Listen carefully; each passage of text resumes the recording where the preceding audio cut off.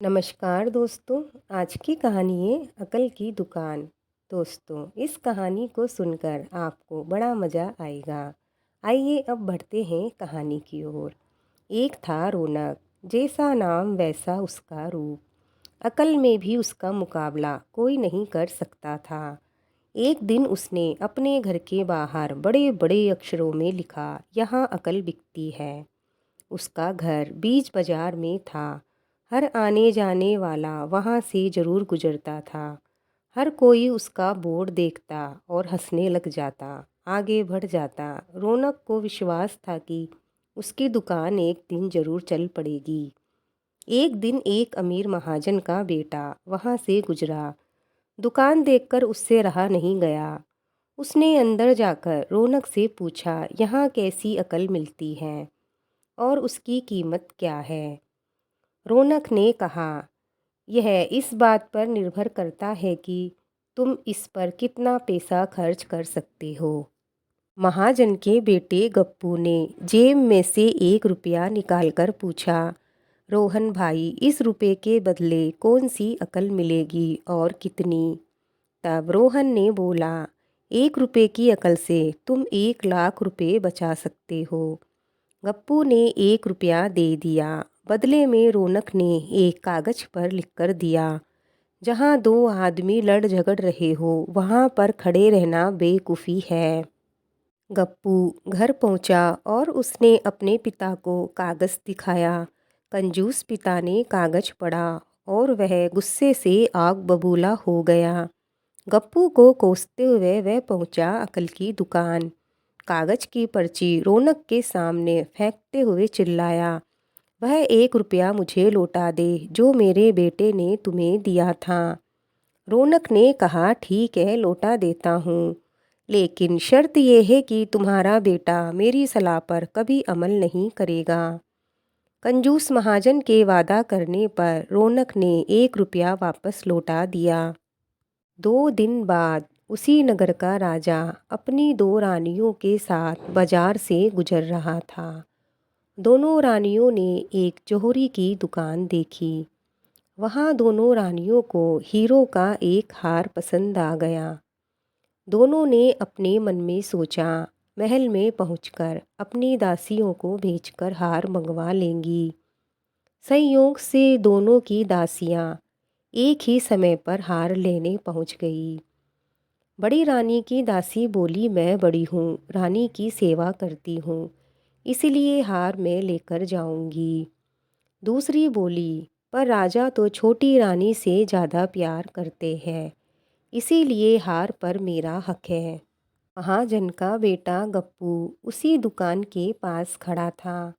उसने दासियों को लड़ते हुए देखा। दोनों दासियों ने कहा, वह अपनी रानियों से शिकायत करेंगी। जब बिना फैसले के वे दोनों जा रही थी, तब उन्होंने गप्पू को देखा। वह बोली, यहाँ जो कुछ भी हुआ है तुम उसके गवाह बनना। दासियों ने रानी से और रानियों ने राजा से शिकायत कर दी। राजा ने दासियों की खबर लेना चाही। दासियों ने कहा, गप्पू से पूछ लो, वह वहीं पर मौजूद था। राजा ने कहा, बुलाओ गप्पू को गवाही के लिए, मैं कल ही झगड़े का निपटारा कर देता हूँ। इधर गप्पू गवाही की बात सुनकर परेशान हो गया। उसने अपने पिता को बताई। पिता भी सोचने लगा, गवाही दे तो किसकी दे, दोनों रानियों की दासी है। आखिर दोनों पहुँचे अकल की दुकान, माफ़ी मांगी और साथ में मदद भी। रौनक ने कहा, मदद तो मैं कर दूंगा, पर अब जो मैं तुम्हें अकल दूंगा उसकी कीमत है 5,000 रुपये। मरता क्या ना करता। कंजूस पिता ने कुढ़ते हुए दिए 5,000। रौनक ने अकल दी कि गवाही के समय गप्पू पागलपन का नाटक करे और दासियों के विरुद्ध कुछ ना कहे। अगले दिन गप्पू राजा के दरबार में पहुंच गया और पागलपन की हरकतें करने लगा। राजा ने उसे वापस भेज दिया और कहा, पागल की गवाही पर भरोसा नहीं कर सकते। गवाही के अभाव में राजा ने आदेश दिया, दोनों रानियां अपनी अपनी दासियों को सजा दे। क्योंकि ये पता लगाना मुश्किल है कि झगड़ा किसने शुरू किया है।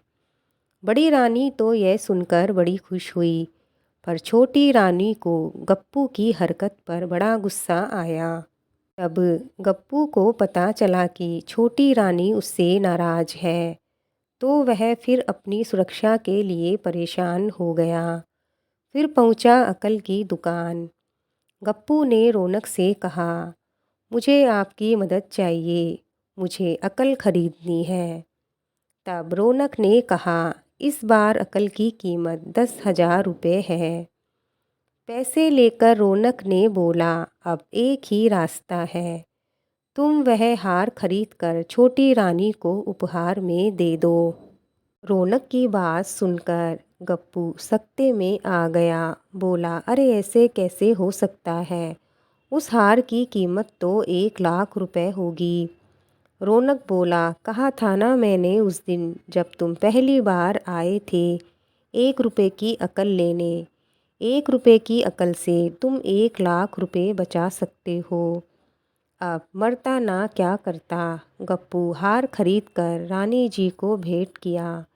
उधर रानी भी हार पाकर बड़ी प्रसन्न हुई और गप्पू पर जो उनका गुस्सा था वह भी शांत हो गया। अब सारी तरफ चर्चाएं फैलने लगी, बड़ी काम की अकल मिलती है, बड़ी काम की अकल मिलती है। ये सब सुनकर रौनक की दुकान चल पड़ी। एक के बाद एक ग्राहक आने लगे। अब कंजूस महाजन सिर पीट कर रह गया।